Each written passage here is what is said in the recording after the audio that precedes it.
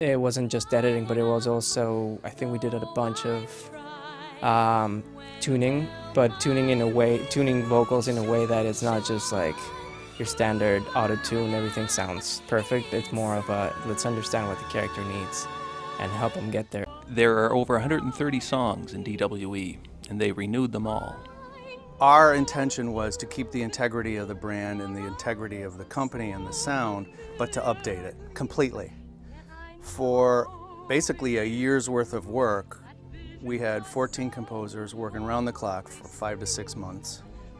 We would meet at the end of every day or at the end of the week, go over everything, what we ran into, what, successes, problems, that kind of thing.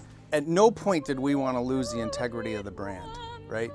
We do this every day, and we work with brands.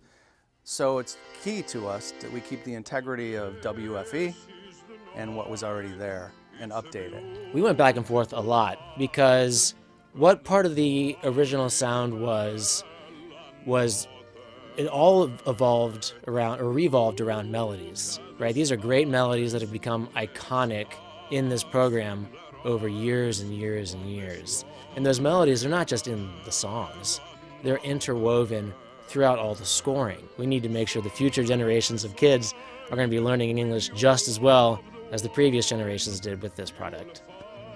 There isn't anything else I've ever worked on that had so much music.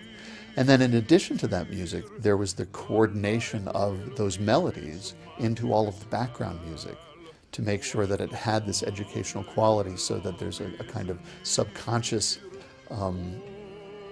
engagement with the music that you've learned in the melodies. It was probably one of the biggest projects I've worked on with regard to the number of components, the overlapping of schedules and due dates.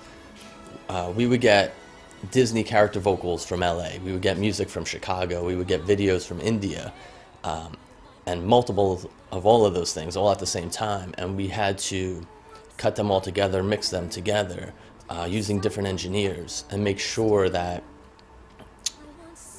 all the engineers did it in a similar fashion, and so there was an overall cohesion to the project. Being in New York, we were able to pull from some of the greatest voiceover talent available. Many of them also have backgrounds in voiceover animation, or they work in movies, on Broadway, and so they're very seasoned.